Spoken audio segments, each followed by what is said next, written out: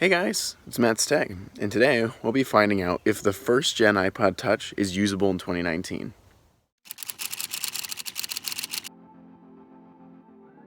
So just as a quick announcement, I will be switching video editors from iMovie to Olive, and mainly because iMovie doesn't work correctly with my Hackintosh. So Olive is a free and open source video editor that is just something that I was like, oh, I'll just experiment with it, and so far it's working pretty darn well.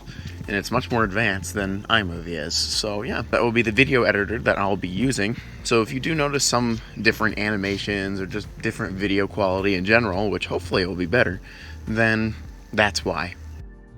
The iPod Touch, released in 2007, was a phone, but not a phone. It was very similar to the iPhone 2G, released at around the same time, but it lacked phone features and cellular features.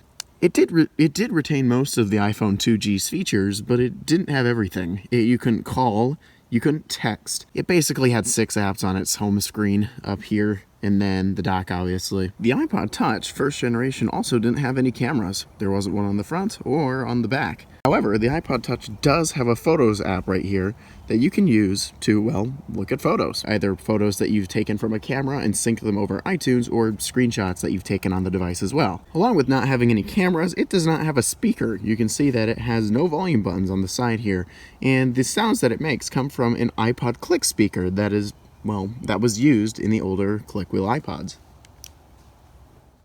How does the first gen iPod Touch feel to use? Well, you can definitely tell it's old. As you can see here from the home screen, which I'll just take a screenshot of it and show you in the post because it does not want to cooperate with this light. Yeah, it doesn't look very good compared to iOS 7 and later. Now, for people who prefer the older style, then this is good for you. But for people who don't, well, then you don't. So, how is the device to actually use, like the speed and all that stuff? Well, honestly, it's not the fastest thing in the world. If you go to the web browser, sometimes pages flat out don't work. Sometimes they do work and they look destroyed or broken, which makes sense. It's a really old version of, well, Safari. So I'm just going to quickly go to YouTube here. There we go. So I'll just take some periodic screenshots along the way because you can't screen record on these things. Oh, well, it's trying to take a screenshot at least. It's not really succeeding, but yeah. This device is not really made for the internet anymore. Come on, load already. Okay. After a little bit of loading, it eventually just went to a screen that said something went wrong, and that's the end of that. As you can see from the home screen, there is a YouTube app. So, does that app work? The answer is no, it can't. It doesn't work. It needs, you can see right here, well, again, I'll just show a screenshot, but if you see on the screen of the iPod, it says, cannot connect to YouTube, and that is the end of that. If you hit OK, it'll just take you to a screen that says no videos. So how does this device fare for music? Well, honestly, really well. You can sync over songs from iTunes, but no modern streaming services work anymore, except for Deezer. I think that's the only one that still works, and even then you have to find an old version of the app. Yeah, good luck with that. So, you can see I've got some songs loaded up here. I'll just keep taking screenshots along the way so you guys can see on the screen there. But if I play a song, you'll notice that, well, it's playing right now. Yeah, you guys can't hear anything, huh? The iPod Touch first gen, as I mentioned earlier, does not have a speaker. So you can see down here, there aren't even any volume buttons down there, or any volume buttons. There's no volume control down there, meaning that you need to plug in a pair of headphones for that to show up. And I will do an audio poll, and then I'll put in the audio file into the video, a little snippet, so I don't get a claim. So how does this device fare for things like email?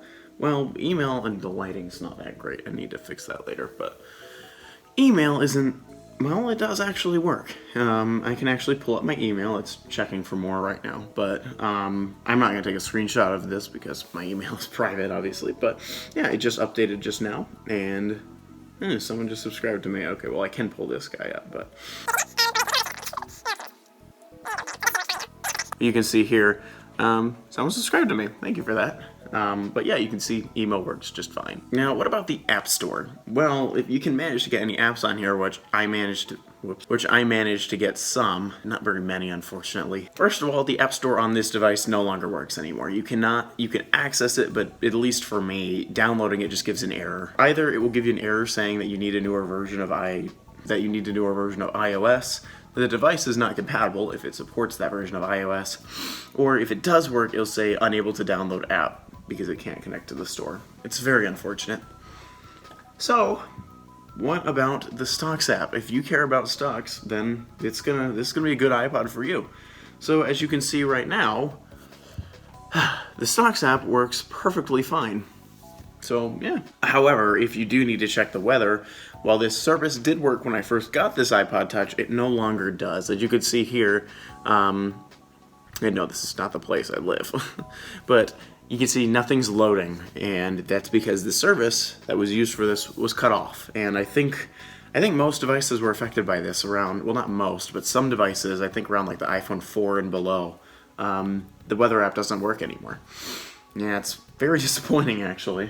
Hopefully that works. I'm not really sure if it does, but... So what about watching video? Well, I'll be honest, I don't have any videos on this thing. I don't have any videos to sync over, mainly because I don't...